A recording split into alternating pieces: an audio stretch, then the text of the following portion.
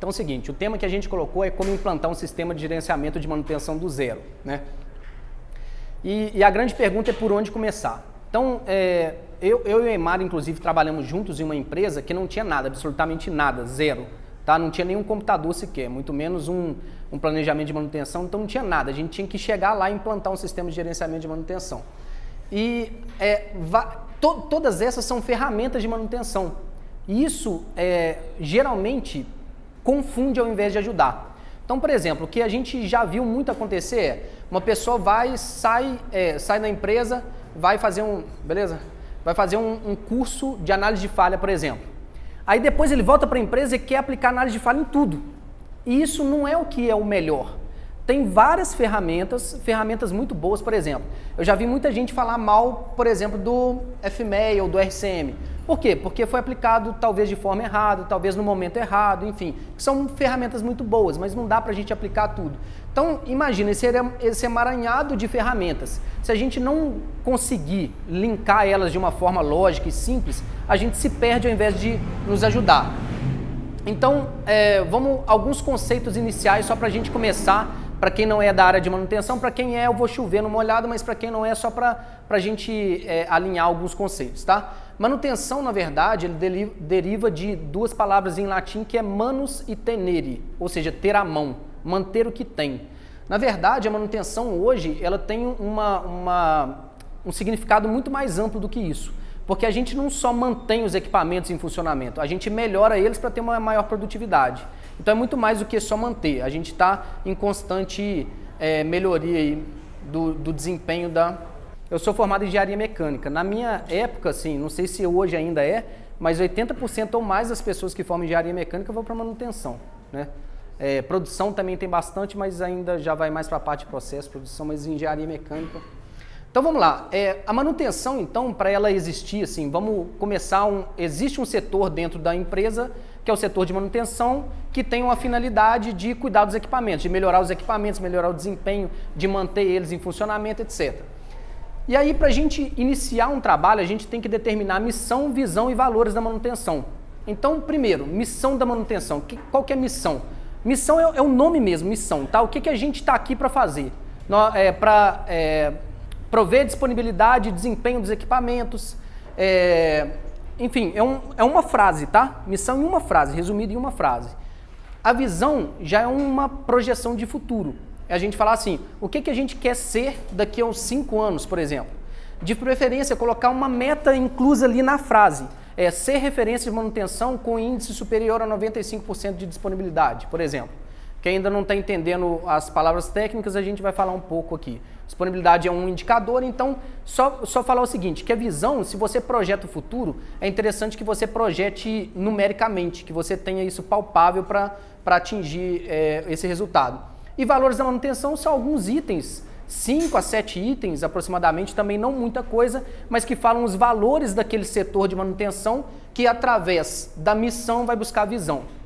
Então assim, missão, visão e valores, outro dia, quem conhece o Flávio Augusto aqui, outro dia ele falou que uma das primeiras coisas que ele faz um SWOT para ver se, não sei se vocês conhecem o SWOT, para medir fraquezas, pontos fortes, fracos, oportunidades, para ver se vale a pena entrar num negócio, para ver se vale a pena abrir uma empresa, por exemplo. E depois a primeira coisa que ele faz é missão, visão e valores da empresa. Então, uma mesma coisa a gente replica para manutenção, missão, visão e valores. Isso tem que estar alinhado em toda a equipe de manutenção para que todos estejam no mesmo caminho, né? Na mesma direção. Então, alguns conceitos de manutenção, de tipos de manutenção.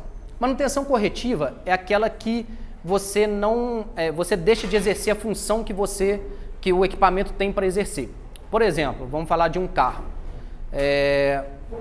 O freio de mão do meu carro estragou. Mas se eu falei que a minha função do meu carro é me trazer da minha casa até aqui e eu não precisar do freio de mão, ele ainda está rodando. Então eu não tenho isso como corretiva. Ou seja, a gente determina a função para que a gente saiba se a falha tirou a função ou não. Tá? Então, às vezes, você tem anomalias no equipamento, mas que o equipamento continua rodando, então ele ainda não é corretiva. Corretiva, geralmente, equipara o processo produtivo, então é uma corretiva. Tem a manutenção preventiva, então, como próprio nome diz, a gente está fazendo preventivamente, antes que a falha aconteça. Tudo está em falha, tá? Tudo está em processo de degradação. Isso daqui, e considera o seguinte, equipamento não é somente equipamento industrial, um carro, sei lá, é tudo que é ativo. Por exemplo, essa cadeira aqui, ela precisa de manutenção. Vai ter um dia que ela vai precisar, que esses parafusos vão bambear, que essa madeira vai degradar, enfim. Essa sala aqui, ela merece uma manutenção. É um espaçamento muito maior do que um carro, por exemplo, mas ela vai ter manutenção algum dia. Então, entenda como um ativo. E preventivamente eu falo o seguinte, antes de acontecer a falha, antes de acontecer um problema, eu ajo preventivamente. Então posso agir de duas formas, é uma preventiva periódica ou detectar falha preventivamente.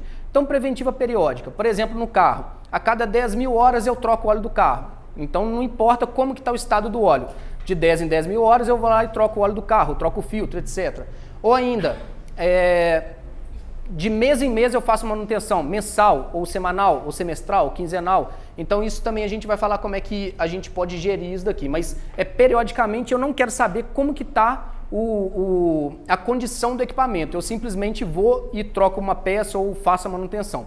Isso, por exemplo, é usado muito na indústria aeronáutica, que não pode falhar, né? Corretiva zero. Então, assim, ainda que a peça poderia rodar um pouco mais, ele já tem um número de horas que rodou aquilo, troca. Não importa se eu estou perdendo dinheiro, mas não pode falhar. Tem muita gente ali em cima, o avião não pode cair. Detecção de falha. Detecção da falha eu como inspetor, por exemplo, é uma função ali dentro da manutenção, que eu vou até um equipamento, eu tenho uma experiência tal que eu vou comparar o estado do equipamento original com o estado que ele está agora. E vou ver se ele tem uma anomalia ou não, se ele está rodando conforme ele deveria estar rodando no seu estado original. A detecção de falha, ela pode ser uma inspeção ou uma preditiva. Inspeção usando censos, tá? A gente pode usar o tato, sempre tomar cuidado, claro, com questões de segurança. Vou botar no modo avião aqui que eu esqueci. Tato, por exemplo, temperatura, vibração, a gente pode, né, a visão, claro, a gente está vendo o estado do equipamento, tem um vazamento, o olfato, por exemplo, tem uma correia patinando ali, você sente o cheiro de borracha queimada, mas o que? Audição, né, você escuta um ruído anormal, e para quem está do lado do equipamento, o ruído anormal é fácil de detectar, é uma coisa que o cara está acostumado ali, então o ruído é diferente do que ele está acostumado, então tem alguma coisa estranha. E até o paladar em indústria alimentícia também, que pode provar o produto e ver que tem alguma falha ali e pode ser uma falha proveniente de algum equipamento. Tá? Não provem óleo, pelo amor de Deus. Tá? Tem casos aí, eu dava aula num tecnólogo de manutenção que uma pessoa falou assim, não, tinha um cara muito experiente tal que ele colocava óleo na boca para ver se o óleo estava... Não... Né? Então vamos lá, começando do zero e a gente está falando, né, de implantar um sistema de gerenciamento de manutenção do zero. Então por onde que a gente começa? Primeiro pelo cadastro de equipamento. O que é o cadastro de equipamento? É a gente inventariar tudo que a gente tem dentro da empresa. Então esse é o primeiro passo. A gente tem que saber tudo que tem lá dentro. Como eu comecei falando, eu trabalhei junto com o Imark, nós trabalhamos juntos hoje no canal Manutenção em Ação, mas eu trabalhei junto também com ele numa empresa em que nós começamos a implantar um sistema de gerenciamento de manutenção do zero. E do zero, para quem chegou depois, zero não tinha nenhum computador, tá? Então a gente começou a fazer esse cadastro num caderno, até chegar ao computador. Então, o que esse cadastro, por exemplo, nos mostrou lá? Só dando um exemplo, né? Era uma empresa de pré-fabricado de construção civil, que tinha muita máquina de solda para poder... Tinha muita coisa manual, não da manutenção, mas do que eles chamam de oficina, que é solda dos vergalhões, enfim, para fazer as armações para peças... Boa noite. Para peças de construção civil para pré-fabricado. Então, tinha muitas máquinas de solda. E tinha um encarregado, então, na época, que uma pessoa muito experiente lá, tinha mais de 30 anos na empresa, e eu cheguei para essa pessoa e falei assim, cara, quantas máquinas de solda você acha que tem aqui? Depois de já ter contado tudo, inventariado tudo, tem bastante, deve ter umas 20. Tinha uns 54. Então, se sumisse umas 10, ninguém ia nem perceber, para começar. Claro que quando a gente fala de empresas maiores, a gente está falando, por exemplo, de um laminador, de uma correia transportadora, não vai sumir. Mas como que a gente vai amarrar todo o histórico, toda a vida do equipamento, todos os dados do equipamento no equipamento? A gente tem que cadastrar primeiro. Então entenda como um CPF. Se a gente não tem CPF, não tem como a gente fazer nada, porque a gente tem que ter um registro. Mesma coisa o equipamento.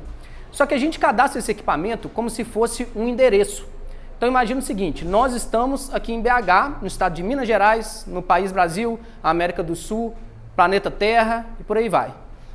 Aqui é a mesma coisa, a gente vai identificar qual unidade fabril que a gente está, da unidade fabril qual área que a gente está, da área que a gente está o equipamento propriamente dito, que é o que a gente tem que cuidar dele, então estou falando do terceiro nível aqui, tá? Então aqui só um exemplo, tá? Primeiro nível, unidade Belo Horizonte, é a fábrica que eu estou falando. Dentro da fábrica tem vários processos produtivos, que é abastecimento, armação e assim por diante. E tem máquinas de içamento e transporte, que estão pontes rolantes, por exemplo. As pontes rolantes é o meu equipamento. Então eu vou olhar para ele, eu vou cuidar dele. E assim, a gente usa essa expressão mesmo, eu cuido da saúde do meu equipamento. Então tudo que eu for fazer em relação a esse equipamento, todos os dados que eu tiver em relação ao equipamento, eu estou amarrando nele. Então primeiro eu tenho que cadastrar ele. Então eu amarro a ponte rolante e os seus conjuntos e subconjuntos. Então, por exemplo, ponte rolante, quem não conhece, tem um galpão, por exemplo, é um equipamento que ele roda ali em cima de vigas para poder içar peças. Então tá bom, ele tem esse movimento, que a gente chama de movimento de translação, tem um carrinho ali que ele pode fazer o movimento do trolley, né, que é o nome do carrinho, tem o movimento de içamento ali e tem o próprio acionamento elétrico para poder fazer isso tudo. Então a gente dividiu em vários sistemas, sistema de acionamento, movimento de translação, movimento do trolley e içamento. Para que serve isso? E aí quem trabalha com manutenção e não tem isso, sente dificuldade lá quando a gente vai falar de RCM, por exemplo. Porque quando a gente vai fazer estudos de confiabilidade e a gente não tem bem separado esses conjuntos dos equipamentos, a gente fica meio perdido onde que a gente vai fazer o estudo. Então é bom a gente ter desde o início essa divisão do quarto nível, que quer dizer, do primeiro nível após o equipamento, né? Equipamento é o nosso terceiro nível. Quarto nível, conjunto, para que a gente possa lá na frente ter histórico e também a gente subdividir em agrupamentos que vou falar assim, onde que tem mais falha no meu equipamento. Eu posso separar os indicadores, relatórios, tudo por conjuntos, isso nos ajuda bastante. E os subconjuntos, que aí a gente está dividindo o equipamento lá em várias partes, né? No caso aqui o pantógrafo, painel elétrico e assim por diante. Depois do subconjunto vem os materiais propriamente dito. Materiais são aquilo que sozinho não tem função. Por exemplo, na parte de elétrico, um disjuntor, na parte de mecânico, uma polia, por exemplo, sozinho ela não tem função nenhuma. Então ela tem que estar num conjunto para que a gente entenda ela como manutenção. E também esses componentes, esses materiais é onde que a gente vai controlar o estoque dele, né? Estoque mínimo, máximo, etc. Né? Então é a partir dos componentes. Segundo passo, então primeiro cadastrei tudo, ok? Parece simples, mas às vezes na prática ali vai ter uma dificuldade ou outra, mas ok. E detalhe, esse cadastro aqui tem uma tag aqui que é uma nomenclatura, né? Um código que vai representar o equipamento. Para quem trabalha na área de manutenção, ninguém chama equipamento do equipamento, só chama pelo tag. Isso é normal, é comum, só chama pela numeração, ou então às vezes é só número, às vezes é número e letra, enfim. Então o segundo passo é determinar a criticidade. Olha só, quem tem carro aqui, ou é familiarizado com o carro, sei lá, o pai, da mãe, certo? O carro é fácil de controlar as manutenções dele ali, né? Num selinho pregado ali no para-brisa do carro, a gente controla troca de óleo, troca de filtro, etc. Fácil, né? A gente só olha ali o velocímetro, olha ali de volta. Beleza, agora imagina controlar uma frota de 100 carros. Ficou mais difícil, né? Você vai ter que olhar 100 selinhos diferentes. Tá bom. Ficou mais difícil não ficou mais difícil pelo tamanho, né? Pela quantidade de carros, não pela manutenção. Tá bom. Qual que eu vou primeiro? Qual que é mais prioritário? Então, isso é o que a criticidade vai falar. A gente tem um mundo de equipamentos e eu não posso olhar para todos ao mesmo tempo. Eu não vou ter esse tempo, eu não vou ter o controle de 100% de tudo ao mesmo tempo. Eu vou ter que colocar mais tempo em equipamentos mais críticos e menos tempo em equipamentos menos críticos. Então, por exemplo, equipamentos que para a produção, que tem risco ambiental, risco de segurança, etc., a gente vai dar um olhar maior para ele do que os equipamentos que não têm tanto esses riscos. Então aqui um algoritmo que a gente vai respondendo algumas perguntas em relação à segurança meio ambiente, qualidade, condições operacionais, se existe equipamento reserva ou não, por exemplo. E aí, dependendo das perguntas aqui, das respostas que a gente fizer a essas perguntas, ele nos dá uma criticidade A, B ou C. A é o mais crítico e o C é menos crítico. Então, quando o equipamento é criticidade A, eu vou dar a maior atenção possível. E o que é essa atenção? É a gente definir as estratégias de manutenção para cada equipamento. Então, por exemplo, não faz sentido eu tirar uma pessoa para inspecionar uma lâmpada e ver se ela está boa ou se ela não está boa. Eu espero ela queimar e troco ela. Então, assim, só estou dando exemplo, mas na prática tem equipamentos que é preferível deixar como corretiva do que a gente está inspecionando ele. Por exemplo, a gente viu na última empresa que eu passei, a gente viu que motores abaixo de 1,5 CV, motor elétrico abaixo de 1,5 CV, dependendo de onde que ele estava, né, que não parava processo nem nada, a gente deixava ele queimar, porque era mais barato a troca dele, comprar um novo, até porque hoje a WEG aceita de troca também motor antigo, do que eu ficar inspecionando ele, do que eu tirar uma pessoa para estar dando atenção a ele. Mas isso são exceções, tá? Criticidade A, a gente vai colocar todas as manutenções possíveis. Então, manutenção, inspeção, lubrificação, preventiva, preditiva, eu acho que eu passei direto aqui da preditiva também. Só abrir esse parênteses então. Preditiva, que eu falei de inspeção, né, usando os censos. Preditiva a gente vai um pouco mais além, a gente usa aparelhos mais com a tecnologia melhor para que a gente acompanhe a tendência dessa falha até onde que ela vai acontecer. Não só aparelhos, mas a principal palavra que traduz preditiva é a tendência. Você medir algo periodicamente e depois traçar uma curva de tendência, você começa a ver onde que a falha vai acontecer a partir dessa tendência de curva. Então, por exemplo, não vou usar nada que não é tecnológico, eu vou usar um paquímetro, por exemplo. E eu tenho uma chapa de desgaste, que ela vai desgastando e com o tempo eu tenho que trocar. Eu meço ela e coloco lá no meu gráfico. Meço de novo, coloco no meu gráfico. Na outra semana, meço de novo, coloco no meu gráfico. Na outra semana, de novo. E aí eu vou traçar uma curva de tendência e vou saber quando que essa chapa vai ser trocada. Isso não deixa de ser uma preditiva. Agora, preditiva que a gente sempre pensa, preditiva, é análise de vibração, termografia. Então, análise de vibração, a gente tem uma coleta de vibração do equipamento através de um coletor de vibração, aí é um equipamento caro, enfim, que vão dar espectros, através desses espectros, dessas ondas de vibração, uma pessoa, um técnico de preditiva vai analisar todas essas vibrações e vai traçar, vai medir periodicamente, traçar uma curva de tendência para ver quando que essa falha vai ocorrer. Só que hoje a gente já tem muitas informações em relação a isso. Por exemplo, em catálogos de rolamento, por exemplo, tem falhas ali que me fala se é um rolamento, por exemplo, ele é dividido em vários componentes ali, gaiola, elemento rolante, pista interna, externa. Então hoje já tem tabelado numa tabela de rolamentos onde que se der uma determinada vibração, talvez uma daquelas partes do rolamento ele já sofreu um desgaste. Então a gente consegue ir nesse nível. Termografia é um outro. Termografia é usado tanto para elétrica quanto para mecânica, que é uma câmera que ela vai tirar uma foto e num degradê de cores que representa a temperatura ali. Então, hoje é usado inclusive em medicina, por exemplo. Em investigação policial é usado termografia. Então, termografia em linhas de alta tensão, por exemplo. Hoje, a CEMIG e outras empresas que distribuem energia, por exemplo, fazem termografia de uma visão de cima, hoje até com drone, etc., para não precisar ficar percorrendo tudo aquilo e ver se tem alguma coisa ou não. E é muito mais preciso, né?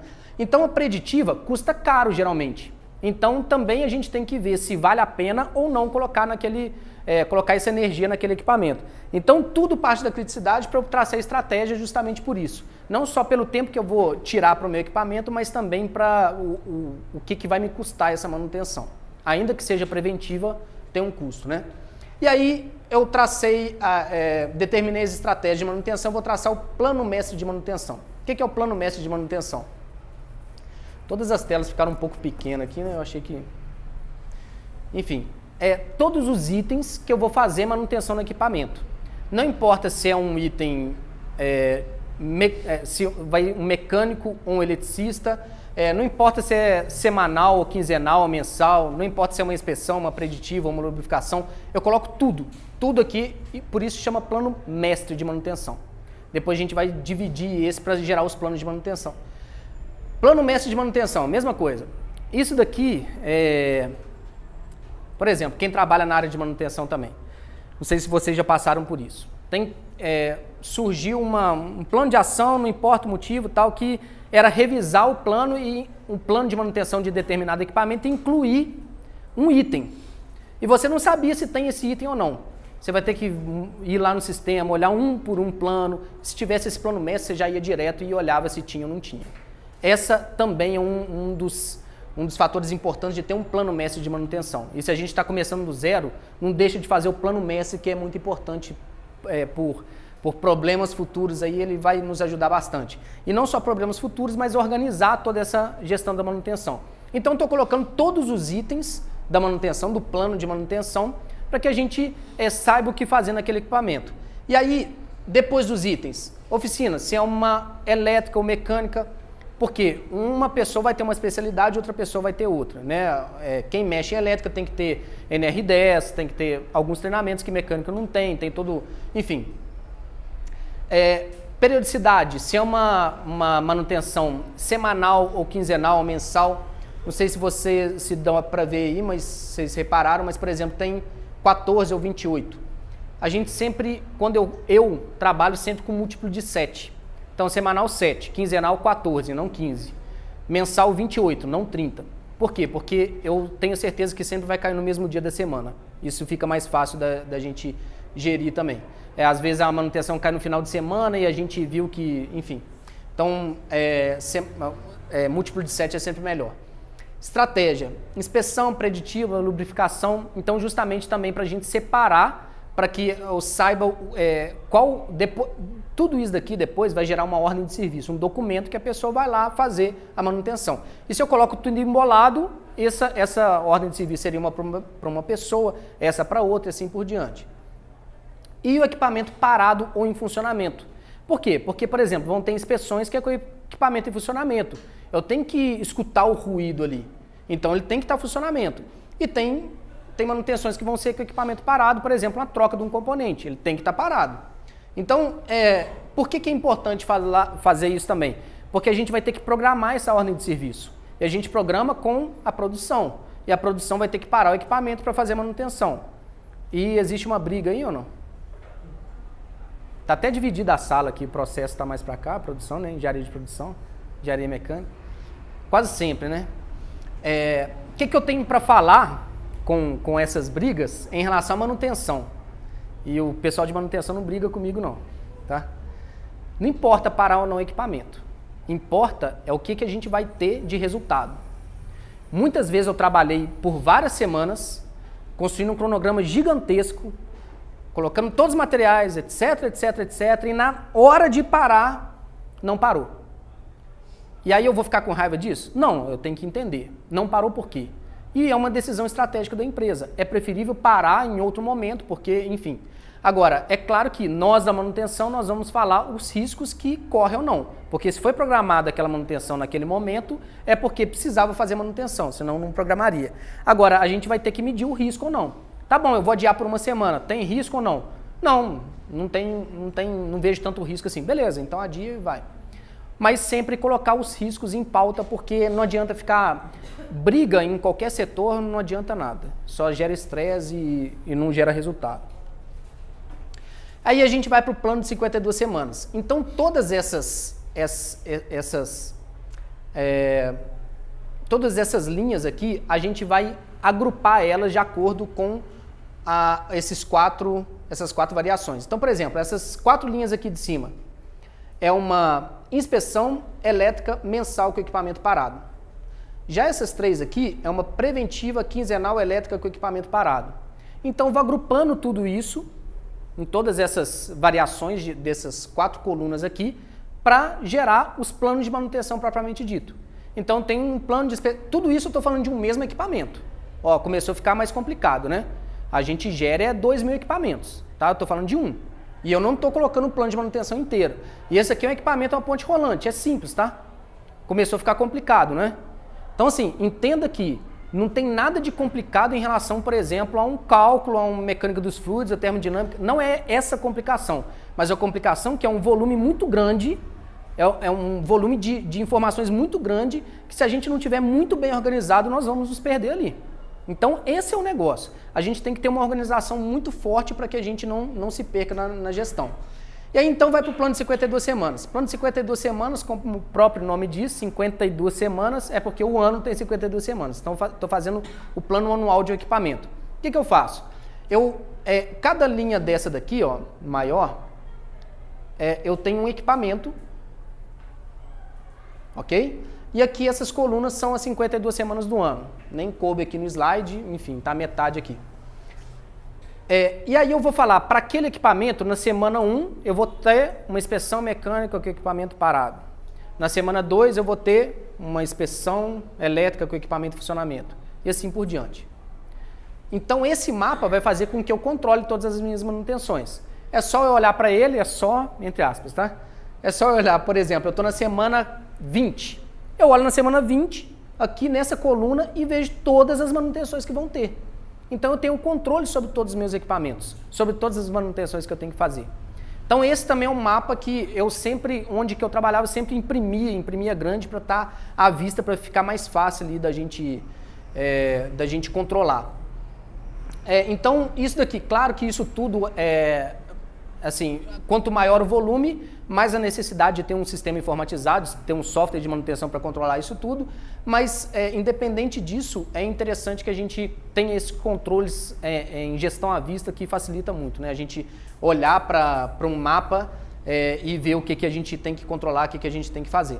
Então, no plano de 52 semanas, a gente colocou isso tudo aqui. Por exemplo, tem uma variação, eu passei pelo básico, então para muita gente eu chovi no molhado, mas também eu vou entrar em algumas coisas mais técnicas que eu vi que tem muita gente de manutenção aqui, que eu acho que seria interessante. Por exemplo, aqui é um plano de lubrificação, tá? Isso daqui tudo é só lubrificação.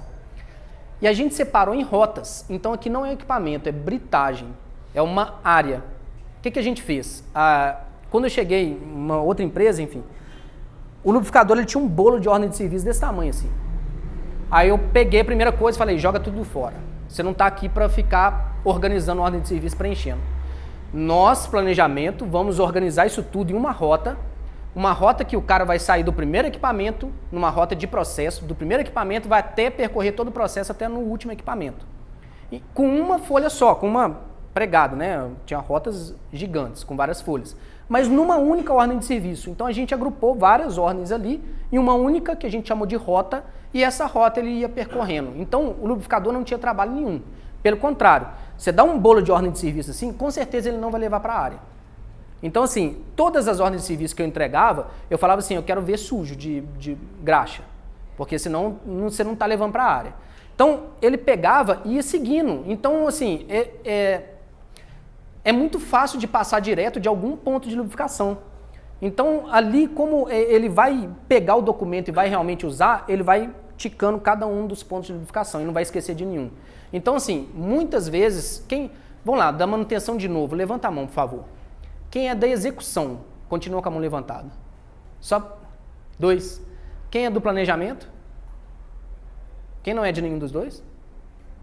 Tá. Então, assim, planejamento, principalmente, tá? É outra briga, planejamento e execução. O planejamento fala assim, pô, os caras... Pode falar palavrão ou não? Os caras são foda, os caras não preenchem essa porra aqui e tal. É assim, sempre assim. Tá bom, mas você facilitou ou não a vida da pessoa? E vice-versa, ó, tô facilitando sua vida, agora pelo amor de Deus, preenche aqui que eu preciso desse histórico. Então, é uma via de mão dupla. Não dá pra gente criticar um outro setor ou uma outra parte do setor se a gente não fez nosso dever de casa. Aí vem pro planejamento, que tá a carteira de serviço. Então, olha só, todo esse quadradinho aqui, cada um desses aqui é uma ordem de serviço, é um documento, ok? Esse documento ele vai ser planejado, ele vai para uma carteira de serviços. Essa carteira, de acordo com o tamanho da empresa, ela vai ser cada vez maior. A gente nunca vai ter feito todos os serviços aqui, tá? A gente vai controlar o nível de serviços, que a gente vai falar sobre isso também. Então, a gente nunca vai ter executado todos esses serviços, com certeza não. Só que a gente vai ter o controle sobre ele. A gente vai falar um pouco mais à frente, o indicador que controla isso tudo, enfim. Mas o planejamento propriamente dito, planejar é prover recurso. É falar o seguinte, e aí é interessante que tenha uma pessoa com um grau de experiência que saiba identificar isso da sala mesmo, falar assim, vai fazer determinada manutenção, então preciso disso, de tal material, de contratação de tal serviço, de tantas pessoas, preciso de 3 pessoas, por 2 horas ele vai conseguir executar essa atividade, vou precisar do rolamento tal, então eu já deixo isso separado, vou ter que comprar tal peça, então ele vai também no arquivo técnico, puxa o desenho, etc. Para mim, o planejador, desculpa as outras funções, mas o planejador, para mim é a função mais dinâmica da manutenção. É o cara que não tem que estressar mesmo não, porque ele vai ficar o tempo inteiro com muitas coisas gerenciando ao mesmo tempo. Ele não precisa estar correndo, não precisa estar estressado, mas com certeza ele vai ter um volume muito grande de ordem de serviço que ele vai ficar olhando ao mesmo tempo para várias coisas. Então aqui a gente começa a prover esse recurso, a gente começa a entrar em ordem de serviço por ordem de serviço, porque daquele quadradinho, desses aqui, é uma inspeção. E essa inspeção, a pessoa foi lá, inspecionou, achou uma anomalia e abriu uma ordem de serviço para falar assim, troca esse rolamento, alinha a correia, enfim, reaperta os parafusos aqui. Ele vai falar isso, então cada ordem de serviço vem para cá, para a carteira de serviço. Então tá bom. Reapertar o parafuso, tá bom, o planejador tá assim, esse parafuso aqui ele tem que ser torqueado. Tá bom, então a gente não tem essa ferramenta aqui, a gente ou vai ter que alugar ou então vai ter que contratar o serviço de uma empresa que faz esse torqueamento. Então a pessoa tem que saber, tem que prover o recurso, identificar e colocar esse recurso. Não passa para a próxima etapa sem essa daqui, senão a gente chega no equipamento e não tem os recursos para a gente executar. E uma vez que a gente parou a produção, desmontou o equipamento e não tem a peça para trocar, fudeu. Literalmente. Então é o seguinte, programação é um cronograma que a gente vai falar quem que vai executar cada ordem de serviço, quanto tempo vai gastar, quantas pessoas, em qual dia vai ser, etc, etc. Aqui é uma tela do Project, né? MS Project é um programa que faz isso. Tem outros, pode fazer inclusive no Excel, pode fazer, enfim, software de manutenção. O fato é que é interessante que esteja organizado isso e também isso daqui de preferência numa gestão à vista. Lembra no início que eu falei, a gente chegou numa empresa, a gente implantou um sistema de gerenciamento de manutenção do zero. Tá bom, quando a gente chegou lá, tinham várias pessoas com 10 anos de empresa, mecânicos muito antigos, com vários vícios, nunca vi uma ordem de serviço na vida, nunca vi um papel. Como que a gente fazia para esse pessoal começar a mudar a cultura, começar a preencher? A gente pregava isso daqui, do lado de fora da sala, e eu falava assim, eu quero ver o seu ok, eu conheço a sua letra, eu quero ver o seu ok aqui na frente, pode rabiscar à vontade, isso daqui é seu. Então, o seu ok na frente, porque ele vai colocar o ok lá, que preencheu a ordem de serviço, etc. Então, a gente começa a mudar a cultura jogando do lado de todo mundo, né? Fazendo com que, falar assim, com isso daqui, com toda essa parafernália aqui, você vai trabalhar menos. Pode ter certeza que você vai trabalhar menos. Vai trabalhar com mais calma, vai trabalhar mais tranquilo, com menos estresse. Você quer isso para sua vida? É melhor? Você gosta do que faz, mas está estressado? Então, aliás, a maioria do pessoal de manutenção gosta do que faz, mas vive no estresse, não é isso? Chega, o cara tira férias, aí quando chega, volta de férias, fala assim, e aí, como é que foi de férias? A pessoa fala, estou pronto para outra. Porque já imagina os 11 meses que vai ter todos os estresses de novo e etc. Quanto tempo que eu tenho para falar? Até às 11? Não? Hã? 20 e 30? Vocês querem até 20 e 30, não? Pode ir? 21, não? Negociar um pouco mais? Tem outra? Amanhã, essa mesma palestra, vocês já colocaram o nome para outra palestra ou vocês entenderam? Porque amanhã eu estou aqui de novo. Vocês entenderam que é outra palestra amanhã ou não? Não? Vai ser a mesma. Vai ser a mesma. Tá. Eu preparei vários conteúdos e para mim eu ia continuar. Eu ia falar disso hoje, amanhã eu ia falar de engenharia de manutenção, depois amanhã de TPM e por aí vai. Mas, enfim, a gente dá o mesmo conteúdo, não tem problema não. E aí vai para a execução. Então a execução propriamente dita é o que faz o negócio acontecer. Tudo isso daqui rodou e a gente ainda não mexeu no equipamento, ok? A execução que vai realmente fazer com que o equipamento não pare quando a gente não quer que ele pare, que tem um desempenho... Quando a produção atropela a ordem de manutenção das 52 semanas, qual a sua sugestão? Você atropela aquela semana que foi direcionada, definida, ou você recorre ao tempo perdido uma vez que isso é uma situação normal? Boa pergunta. Atropelamento de informações em processo de produção e execução de manutenção dentro das 52 semanas. Tá. Deixa eu... Não sei se todos entenderam a pergunta, mas eu tinha uma ordem de serviço ali, eu precisava de parar o equipamento e o equipamento não foi parado por uma decisão gerencial, enfim, a produção não parou esse equipamento. E aí, o que eu faço? Depende muito da periodicidade. Se for semanal, por exemplo, falhou uma semana, eu cancelo ela, justifico por que está cancelada a ordem de serviço, porque na outra semana está gerando uma mesma ordem de serviço. Se for quinzenal, eu vejo assim, eu vejo a condição. Cancelo ou não? Espero mais uma semana ou eu faço ela atrasada? Se for mensal, não. Se for mensal, eu faço. Por exemplo, mensal, não parou essa semana. Na semana que vem eu faço. Senão eu vou ter que esperar mais 5 semanas ali pra frente. Não, então não. Aí eu faço. Mais 3 semanas, aliás. Então eu faço. Tem um caso prático? As de periodicidade superiores, então você enxerga como mais crítica, analisa a tabela de criticidade, então, e dá mais valor a ela independente. Abre um espaço para as de menos crítica para poder executadas. As semestrais, anuais, por exemplo. Sim. Vai depender de uma série de fatores, tá? Se você tem a mão de obra, se não, por exemplo, é importante, deveria ser executado. Mas às vezes você já consumiu toda a sua mão de obra em outras programações que é mais importante que aquela. Então, paciência. O sempre interessante é estar alinhado com a produção, com o processo e expor os riscos da não parada. A tendência, lógico, na visão de gráficos, está muito definido no seu MTBF, no seu MTBR e no seu MTBF. Depois, para você justificar a sua manutenção, acaba sendo prejudicado pelo processo de produção.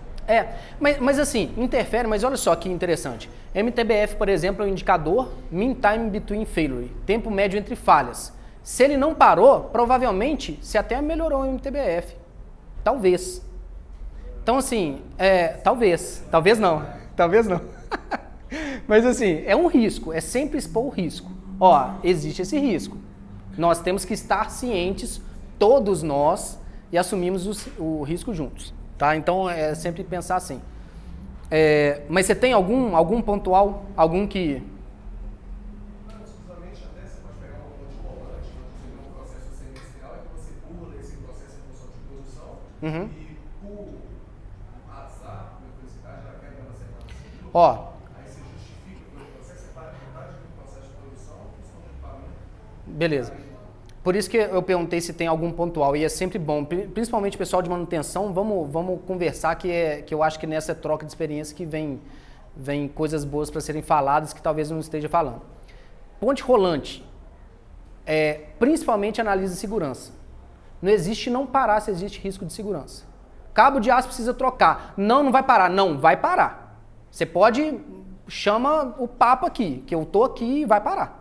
Entendeu? Então, assim, tem que estufar o peito e falar, não, risco de segurança ninguém corre aqui não.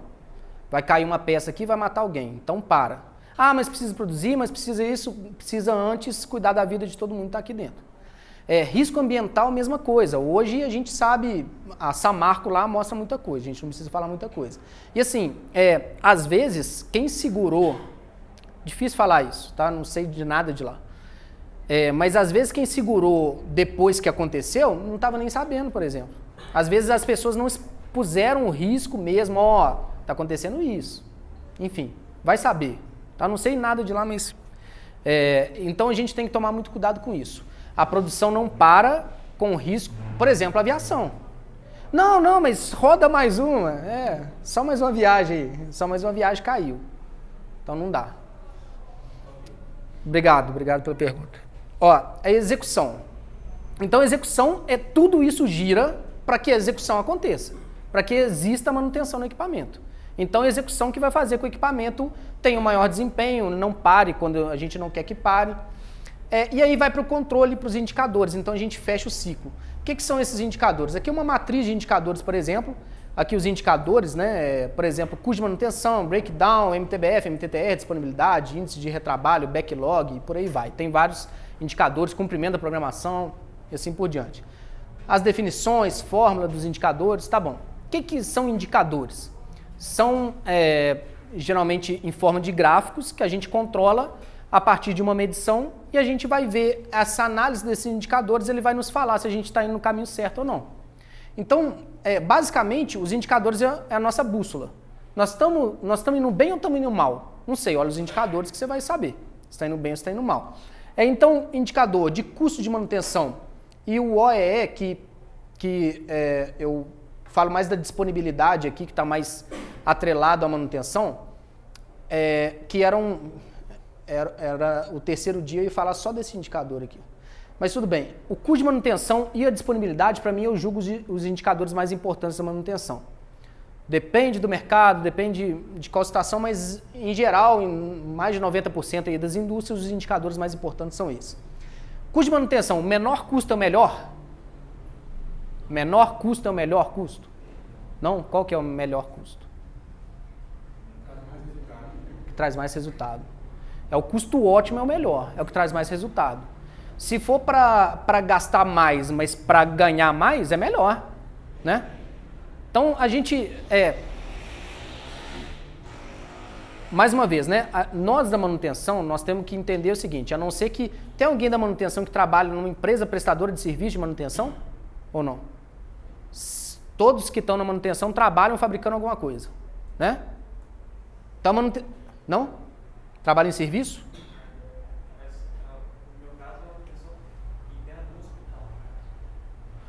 Tá, a sua produção é não deixar ninguém morrer, etc. Né? Entenda isso. Por isso que é interessante também, o mercado varia, tudo é a mesma coisa, tá? Tudo aqui é a mesma coisa, só que você vai entender de forma diferente.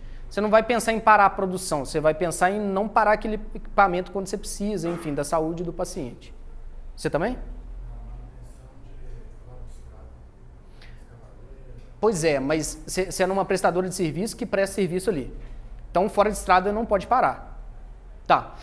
Porque é o seguinte, fora empresas que têm por fim fazer manutenção, elas vivem de fazer manutenção, fora essas empresas, as empresas estão produzindo alguma coisa. Ainda que você, por exemplo, seja terceiro e está numa empresa, mas você está lá dentro, você vestiu a camisa de quem da Vale, sei lá, de onde você está na mineração. Então, o que importa é o que vai produzir ali, o que vai ter. Hoje, cada vez mais, os conceitos vão mudando, né? Antes a gente falava assim, o que importa é o lucro. Hoje a gente não vê que é só isso, né? O que importa é ativo também. O mais rico do mundo, às vezes, não lucra alguns meses, né? Não sei se vocês sabem disso, mas a Amazon tem vários meses aí que não lucra, tá? Mas o ativo só vai crescendo. Por isso ele é o mais rico do mundo. Mas assim, o resultado final, o lucro, o dinheiro no bolso do dono é o que vale. Então a manutenção está ali para produzir, não para dar manutenção. A manutenção está ali como toda uma equipe de apoio técnica que vai fazer com que os equipamentos produzam mais, de melhor qualidade, melhor desempenho, que não pare, maior disponibilidade. Então a gente tem sempre que ter isso em mente. Custo de manutenção, então, é um custo ótimo, ter o controle sobre ele. Então, não é necessariamente outra coisa. Não se cobrem por cumprir o orçamento, porque geralmente o orçamento é furado. E por que o orçamento é furado? A gente faz um estudo tal, então no ano anterior vai orçamento anual, vai orçamento para o ano seguinte, geralmente a gente faz isso de julho a setembro, no máximo, e determina o custo que vai ser o ano inteiro que vem. Baseado em histórico, inflacionou o negócio, tal, assim, estudo grande, gigantesco, todos os equipamentos, etc, etc. Aí chega lá no final, fala, ó, custo é isso, está dividido, beleza. Aí chega lá para ser aprovado e fala assim, diminui. Não, mas diminui. Então tá bom, diminui, mas depois pode ser que tenha surpresa, etc. Então a gente tem sempre que estar negociando. Ou seja, o controle do custo é o melhor. Chegar no início do mês e falar assim, o custo desse mês vai fechar em tanto.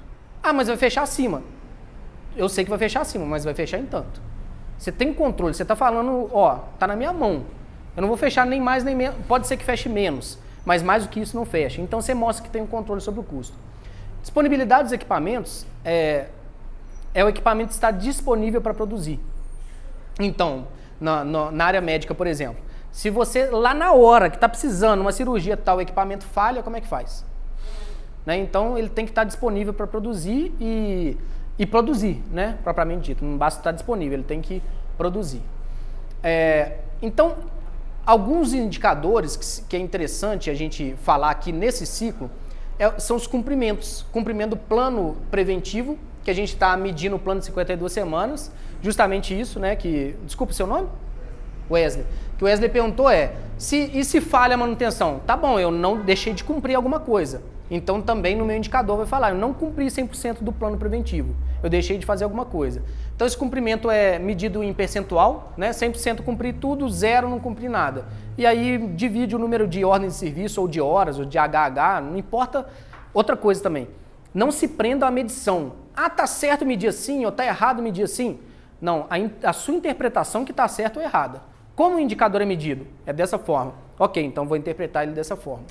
Porque, às vezes, cabe uma medição de uma forma em uma empresa e aquele mesmo indicador de outra forma em outra empresa. Não tem problema nenhum nisso, tá? Até, pelo contrário, é importante que a gente tenha essa análise crítica. Agora, como ele é calculado, aí a gente vai fazer também uma análise depois dele, pronto, para a gente ver se ele está indo bem ou se está indo mal de acordo com como ele é calculado. Assim como o cumprimento da programação. Então, assim, para disponibilidade para o custo irem bem, as ordens de serviço têm que estar sendo cumpridas. Senão você pode ter certeza que ele vai começar a não ir bem. Se você fez toda essa parafernália aqui, tudo, para chegar lá na frente e não fazer a manutenção propriamente dita, não vai surtir efeito nenhum. Não vai dar resultado. Então, aqui a gente controla esses indicadores para falar, está cumprindo? É isso mesmo? O que a gente propôs está sendo cumprido? Outra pergunta que sempre fazem, qual que é a meta disso? Não sei. Tem que determinar de acordo, cada caso é um caso. O importante é que não coloque uma meta alta demais para não ter sentido nenhum e você já acostumar a não cumprir ela, e nem baixa demais para trabalhar folgado. Então, coloca uma meta numa determinada altura ali que você vai conseguir cumprir, e se não cumprir, você vai traçar planos de ações para cumprir ela, para fazer cumprir essas metas. O mais importante, na grande maioria dos indicadores, não lembro de nenhum que seja exceção ao que eu vou falar, é manter ele equilibrado. É não ter um serrote, não ter um mês muito bom, outro mês ruim. É manter ele equilibrado. Esse equilíbrio é o que faz, principalmente, dar os resultados. E o backlog que controla a carteira de serviço. Para mim, o backlog é o nosso termômetro da manutenção. E aqui é um indicador chave para mim. Deixa eu voltar aqui. Esses indicadores são gerenciais. O gerente de manutenção, o gerente da planta, o cara que está enxergando mais de cima, ele quer ver esses indicadores aqui. Mas os indicadores operacionais para dar resultado naqueles são esses e mais o backlog. O backlog, para mim, é o principal indicador operacional. É aquele que a gente vai ver se a gente está com controle sobre a nossa manutenção ou não. O que é o backlog? Uma forma simples de explicar o backlog. Imagina que isso daqui é uma caixa d'água e você tem água aqui. Na verdade, não é água, é HH das ordens de serviço. HH é homem-hora. Preciso de 2 pessoas por 3 horas, 2 vezes 3, 6. 6 HH. Preciso de 1 pessoa por 1 hora, 1 vezes 1, 1 HH. Preciso, e assim por diante, tá? Então, HH das ordens de serviço. Eu somei tudo que eu preciso fazer, tudo. Tá todas as ordens abertas lá na carteira de serviço, nessa parte aqui do processo, tá? Todas as ordens de serviço estão aqui, que é o que eu falei, nós não vamos fazer tudo, né? Então, tudo ali. Então, tem esse volume aqui. De onde que... E a gente tem torneiras entrando água, torneiras entrando HH e torneiras saindo HH. Entrando são novas ordens de serviço. São novas anomalias que estão... O processo de falha está acontecendo o tempo inteiro em tudo, tá? Tudo é tudo. Se a fábrica está parada, tem um processo de oxidação acontecendo, mesmo que a fábrica parada. Então, o processo de falha ele vai evoluindo com o tempo. Em tudo, tá? Tô vendo várias pessoas de óculos, por exemplo, mesmo se você deixar guardadinho ali, ele vai evoluir um processo de falha aí. Não estou jogando praga nos óculos, não. Mas estou falando assim, desde do nada, de um ativo, até um equipamento de grande porte, todos estão com processo de falha. O equipamento de grande porte, então, imagina que tem um processo de falha evoluindo num rolamento, no mancal, no eixo, na polia, na correia e assim por diante. Então, todas essas somas de todas as falhas evoluindo vai ser a evolução da falha do equipamento. Tá, quais são essas torneiras de cima? O que são as ordens de serviço entrando? Primeiro, da carteira de serviços, preventiva baseada na condição. A pessoa foi lá, inspecionou, falou que tem que fazer essa manutenção aqui, porque o equipamento está com uma anomalia, etc. Abriu uma ordem de serviço. Manutenção por melhorias, que eu também acho que eu pulei lá atrás, né? Manutenção por melhorias, a gente tem que tomar muito cuidado para não ser uma manutenção por pioria, tá? Às vezes a gente vai melhorar e piora. Tentativa e erro eu nunca gostei muito, tá? Às vezes dá para assumir um risco, mas na maioria das vezes não gosto. Se for para mudar a condição original do equipamento, tem que ser estudado, tem que ser pensado, senão às vezes faz merda. Manutenção por melhorias, então, está numa escala de assim, se você está iniciando, por exemplo, mais uma vez, volto no meu exemplo, cheguei numa empresa que não tinha nada, não estou pensando em melhorar. Tem algumas coisas que sim, que por exemplo, os painéis elétricos eram completamente defasados. Era tudo 3 fusíveis, NH, tal, que queimava queimava o motor. Então tá bom, a gente trocou por disjuntor motor, então a gente está só atualizando a tecnologia daquele equipamento.